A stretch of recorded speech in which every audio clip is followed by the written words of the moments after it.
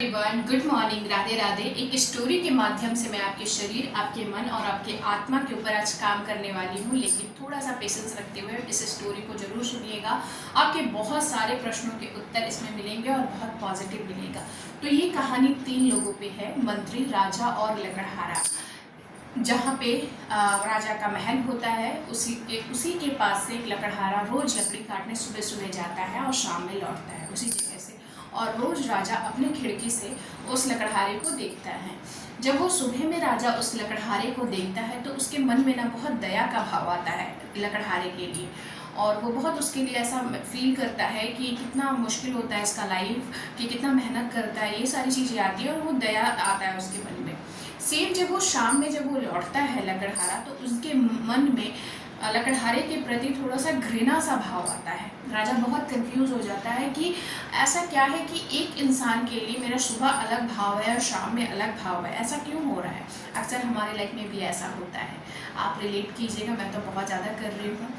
उसका कारण आगे देखेंगे। उसके बाद फिर क्या होता है कि वो बहुत परेशान होकर अपने मंत्री से ये सारी प्रॉब्लम बताता है कि एक ही इंसान के लिए मेरे मन में 2 भावना कैसे जागृत हो रही है सुबह और शाम में। मंत्री कहता है मुझे इसके लिए 2 दिन का समय चाहिए।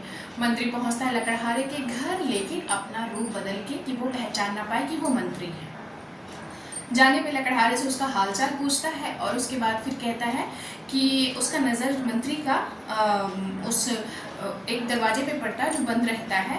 लकड़हारे से पूछे जाने पर वो बताता है कि इसमें लकड़ियाँ वो जमा कर रहा है, चंदन की लकड़ियाँ, किसी उद्देश्य से। और उसका उद्देश्य यही होता है कि एक दिन राजा मरेगा और वो उस लकड़ी को, चंदन की लकड़ी को, वो मुँह मांगा रकम में बेचेगा।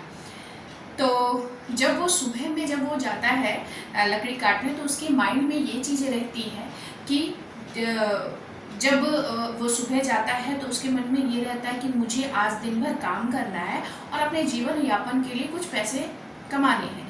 लेकिन जब वो शाम तक लौटता है तो उसका नज़र महल पे पड़ता है और उसका ध्यान राजा पे जाता है कि वो मरेगा तब उसको मुँह मांगा रकम पैसा मिलेगा। यही 2 भावना उसके मन में चलता है, जो कि वाइफ जिसको कहते हैं, वो वाइफ राजा के पास पहुंचता है।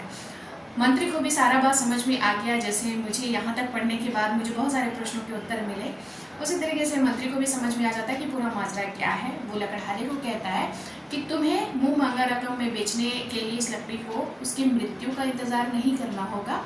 तुम इसको 2 दिन के बाद, राजा है वो ना एक चंदन का महल बना रहे हैं, तुम इस चंदन की लकड़ियों को उस समय बेच सकते हो। वो खुश हो जाता है और ये जो उसकी भावना आती है मन में राजा के मरने की, वो चला जाता है। उसके बाद जब दूसरे दिन सुबह और शाम में राजा उसको देखता है जाते हुए, तो उसके मन में वो भावना नहीं आता है शाम में, घृणा वाला। तो वो बहुत चौंक जाता है कि ऐसा क्या हुआ। तो आप तो समझ ही गए होंगे, कुछ नहीं हुआ, बस उस लकड़हारे के मन में राजा के प्रति भाव बदल गया और वो एक ही भाव रह गया।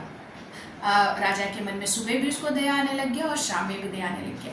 यही कारण है जो हम समझ नहीं पाते हैं कि सामने वाला, अगर कोई सामने वाला आपके लिए 2 भाव रखता है तो जाहिर सी बात है कि वो आपको महसूस हो जाता है। इसलिए कहते हैं कि जो प्यार होता है ना, वो अंडरस्टूड होता है, उसको शब्दों में हम बयान नहीं कर सकते। क्योंकि राजा भले ही उसके से कुछ बोल नहीं रहा था कि उसको दया का भाव आता है, लेकिन या लकड़हारे जब सुबह जा रहा था तो कुछ बोल नहीं रहा था, ये लोग आपस में बात नहीं कर रहा था, लेकिन एक जो भाव था, एक जो वाइब था, वो दोनों की तरफ कनेक्ट हो रहा था। कभी भी आप किसी के लिए भी कुछ भी सोचिए तो कभी मत सोचिए कि वो बात उस तक नहीं पहुंच रही है, वो 110% पहुंचती है। अगर आप किसी के लिए सिर्फ प्यार की भावना रखिएगा तो भले ही लेट होगा, लेकिन उसको समझ आ जाएगा कि आप उसके लिए क्या भाव रखते हैं। और अगर आप उसके मुंह पे बहुत अच्छा बोल रहे हैं लेकिन अपने मन में वैसा रख रहे हैं, तो फिर वो समझ आ जाएगा। मुझे तो इस स्टोरी को पढ़ने के बाद इतना मेरे प्रश्नों का उत्तर मिला, आपको भी मिला होगा। तो यही छोटी छोटी बात है जो आपके लाइफ में आपको ग्रो करने में बहुत हेल्प करती है। आप बहुत सारे प्रश्न जो बहुत लटपट से होते हैं, जिनका कोई जीवन में कोई महत्व नहीं होता, हम परेशान रहते हैं, उलझे रहते हैं, तो कुछ ऐसे स्टोरीज़ है जो हमारा लाइफ बदल देते हैं, है ना। तो इसीलिए पढ़ना बहुत ज़रूरी है, कुछ कुछ स्टोरी पढ़ा कीजिए। और ये क्या होता है कि जब ना हम अंदर से सोच अपना अच्छा कर लेते हैं, हमें समझ आ जाता है कि सामने वाले की क्या सोच है, या वो भाव समझने लगते हैं, जो हमारा इंट्यूशन पावर बहुत बढ़ता है योग एंड मेडिटेशन के माध्यम से। तो फिर आप सब कुछ जानते हुए भी बहुत शांत रहते हो। आपको पता होता है कि सामने वाला आपके लिए बुरा कर रहा है, लेकिन फिर भी आप उस वक्त शांत रहते हो और अपना जो वाइब है वो अच्छा देते हो लोगों को। तो ये आपकी हेल्थ के लिए बहुत अच्छा है। इसलिए लोग क्या सोचते हैं, लोग क्या बोलते हैं आपके बारे में, वो कभी सुबह आपके लिए कुछ सोचेंगे, शाम को सोचेंगे, पर आपका थॉट एक ही रहना चाहिए। जो सोच का जो होता है ना, वो बहुत ज़्यादा फ़र्क पड़ता है हमारे शरीर पे। आप देखना, अगर दिन भर अच्छा महसूस करेंगी, खुद को खुश रखेंगी, तो उस दिन आप ना बिना खाए भी एनर्जी फील कर सकती हैं। लेकिन जिस दिन आपके माइंड में बहुत सारा कचरा पनप गया है ना, उस दिन आप खा पी कर भी अपना हेल्थ सोचेंगे कि मैं बहुत लो फील कर रही हूँ। तो प्लीज़ अपने हेल्थ पे ध्यान दीजिए, क्योंकि इससे ज़्यादा आपको कोई साथ नहीं देने वाला है। जन्म से लेकर मृत्यु तक जो हमारे साथ रहने वाला है वो शरीर, और जो मरने के बाद भी साथ रहेगा वो आत्मा। तो इन छोटी छोटी बातों से अपने शरीर और अपनी आत्मा को कष्ट ना पहुंचाए, बहुत क्लियर रहें और योग करते रहें, मेडिटेशन करते रहें, अपना ध्यान रखिए। राधे राधे।